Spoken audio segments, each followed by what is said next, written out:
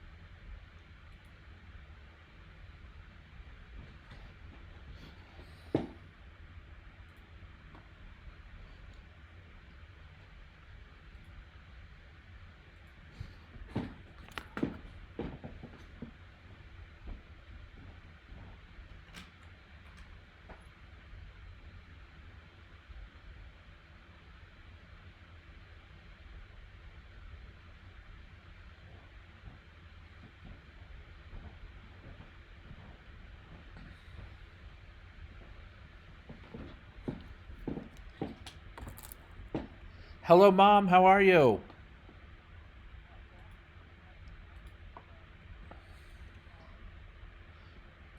Oh gosh. Oh gosh. You want me to call you at 8 so you can? I'll call you at 8:30 once the bewitching hour's over. All right. Love you, Mom. Be good. Love you.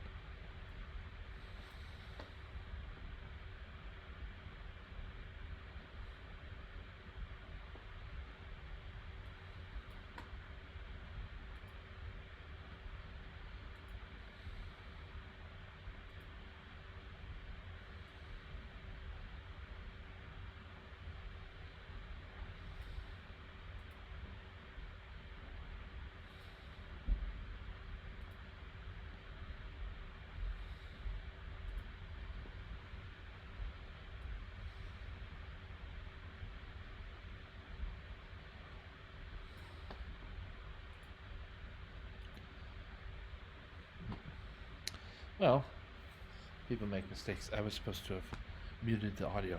Hmm. Tell Mom. George. It's okay, George.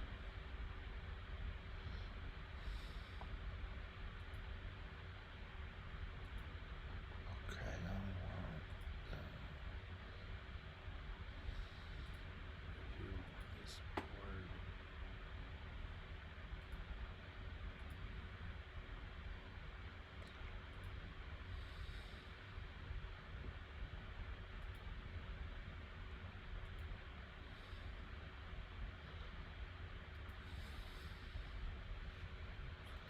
Okay. Well, that for that, I'm gonna review the chess game that just finished. Let's go 4 lines deep, but not as long as 10 seconds. We'll do 5 seconds. Not as long as 10 seconds. We'll do 5 seconds. Had the black pieces. Queen's pawn opening. Queen's gambit declined, a la semi-Slav. So this is called the. Sometimes it's called the Slav. I like to call it the Slav. This is the Slav defense. These are well-known moves. Even here, these sort of not the main line, but I don't know. I had fun playing those moves. And Queen to b6. My opponent and I played, I think, a similar beginning to our first game. So let's bring up that game.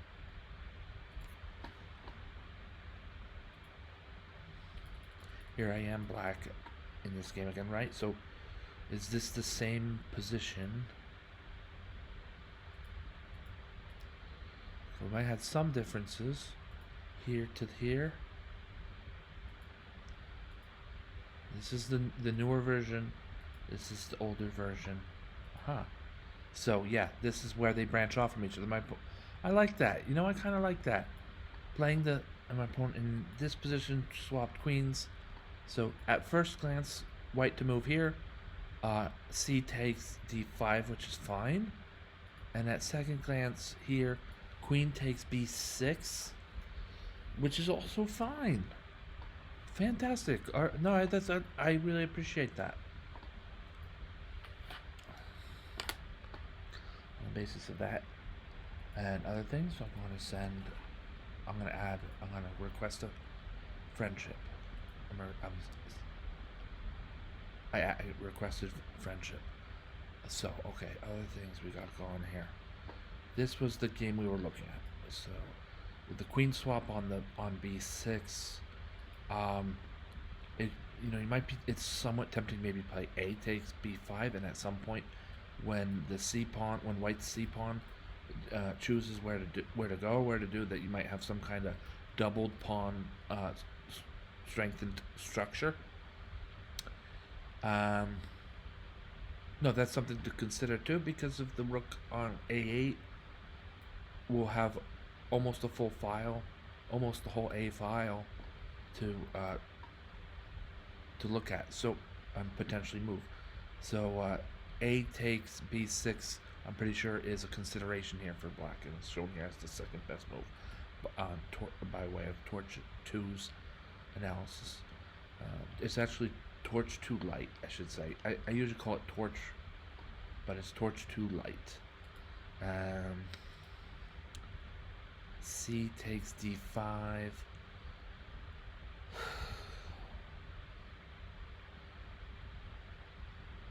Knight at f takes d5 is still the best move, best responses. Captures, I agree with all of this, and then captures with the knight on d5 is good because it puts some thought, or it puts white in a position where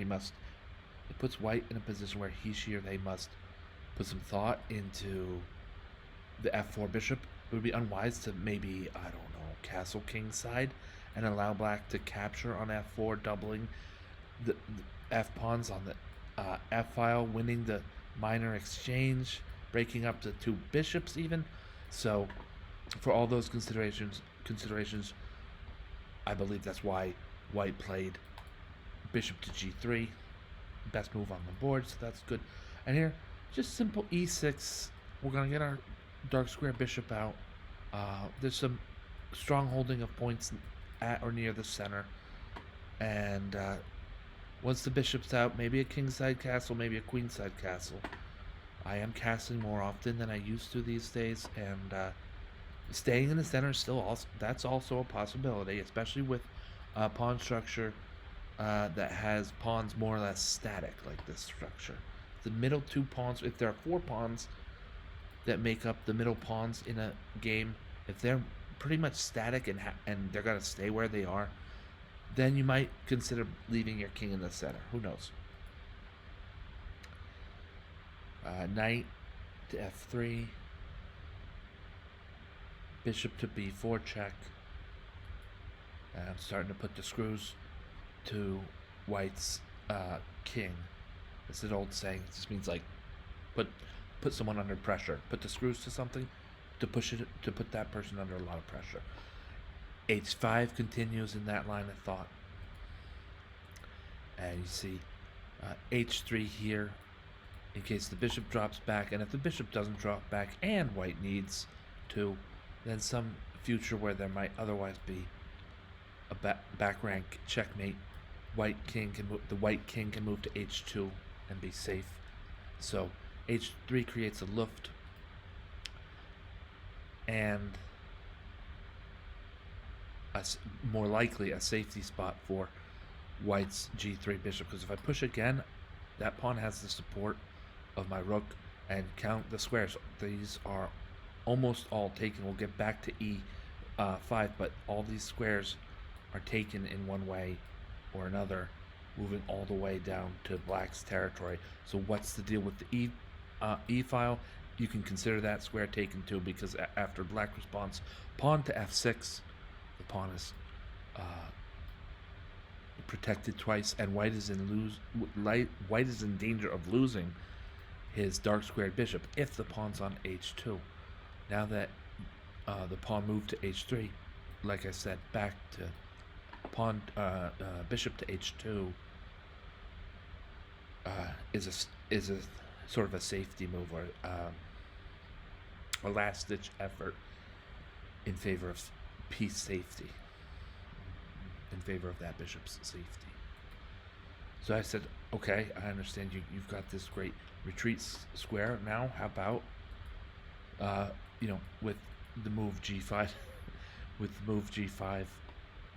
how about I threaten to make you use it with some kingside space being gained for black here. So queenside castles. I can tell that Torch is dinging here, saying that maybe there's actually something material to be gained here for black, and that would also derive from negative 1.5, negative 1.1, and then all the way to almost flatly even. So there's probably a pawn to be found here.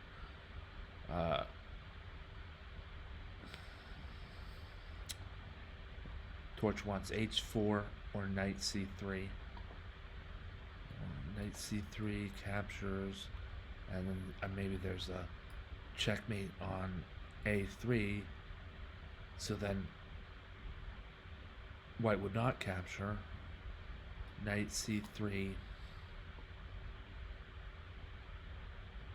and white has to do something else with the knight forking both the A2 pawn and the rook on D1. Because if white captures, I'm pretty sure that then bishop to A3 checkmate. I didn't see this really strong move, knight to C3. So instead I played bishop takes D2, check. Of course, one of the pieces are going to recover. I think recovering with the rook was fine. At this point, I was kind of thinking, all right,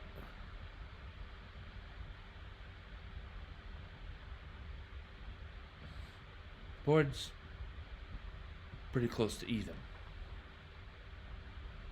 What was I thinking? I was more probing for weaknesses. I want to get this A2 pawn somehow, or if it's pushed, then maybe some kind of compensation or some kind of consideration out of the fact that it was pushed. But that's not really on. Let's see. Let's go back to. Let's see what happened in the game itself.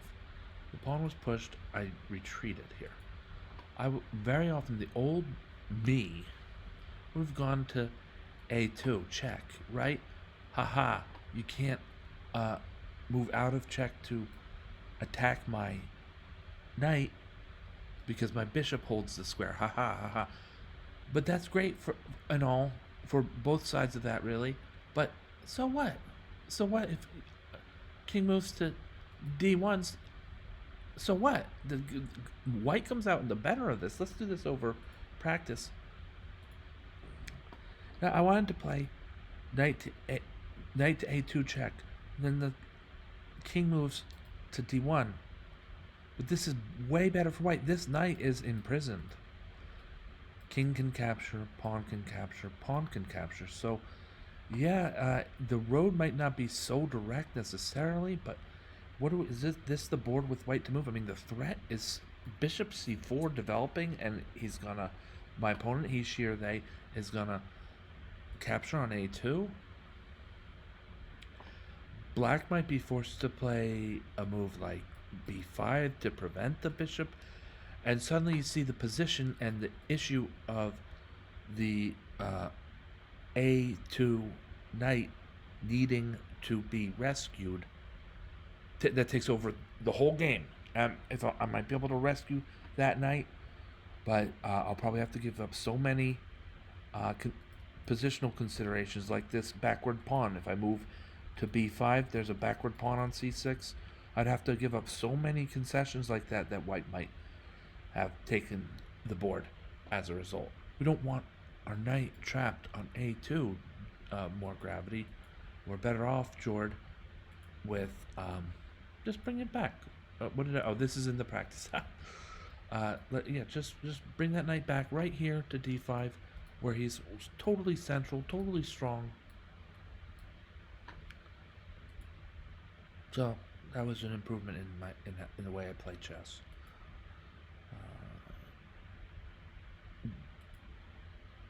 Knight takes e3 was sitting right there. This was the point where I contemplated. I said at one point in the game, I had to contemplate, like, what the heck was I doing? And that's because I didn't capture on e3. But I said, then I looked at the board, I looked at the material, the time, or really my opponent's clock and my clock. We were even material, and I said, this game's not over, Jordan. This game's not over. This game is not over. Rook g8 was kind of interesting, because now black has an active rook, or about as active as any of black's rooks could be, given the pawn structure that's present on the board. Right? We're going to activate the kingside rook by way of g6 and probably to f6. And there might even be ways to activate it to h6, so that's not likely. Then we'll have a nice participant in the combat. No, nice. A fearsome participant in the combat.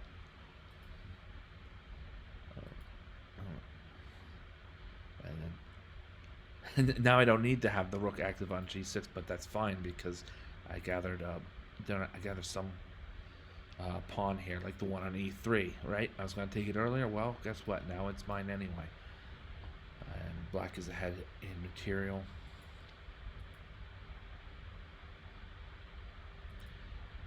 By the way, if you haven't noticed, I say "and" the way most people say "end."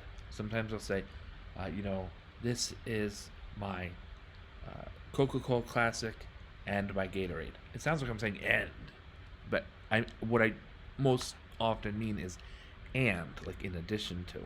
And this is not, your Gatorade will be there, all right? There's just a going concern.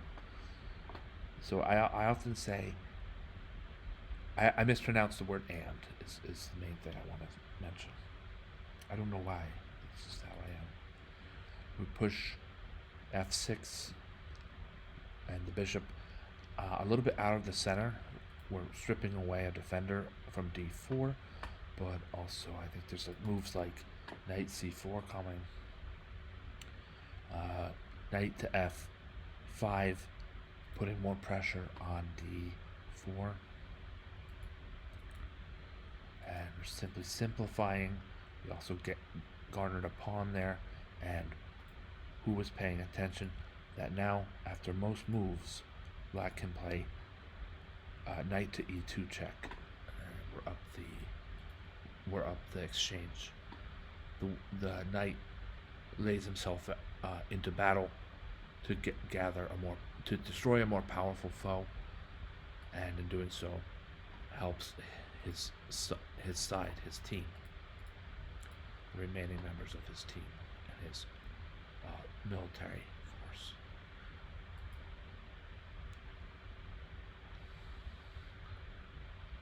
Rook takes g5.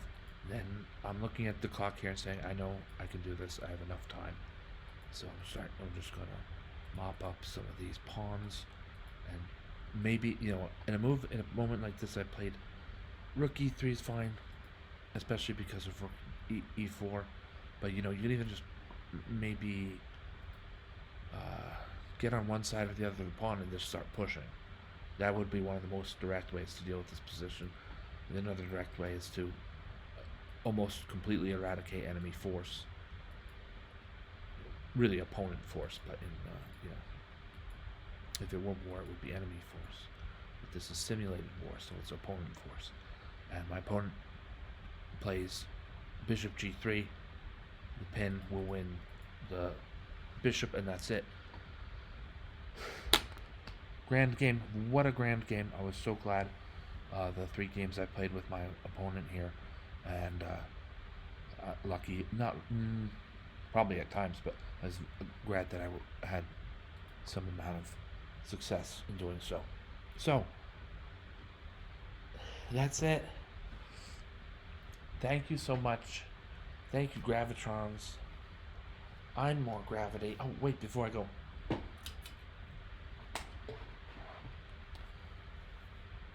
I was in... I know, I can't see if you can see, but you can see. Probably. I was in a play when I was in the 3rd grade.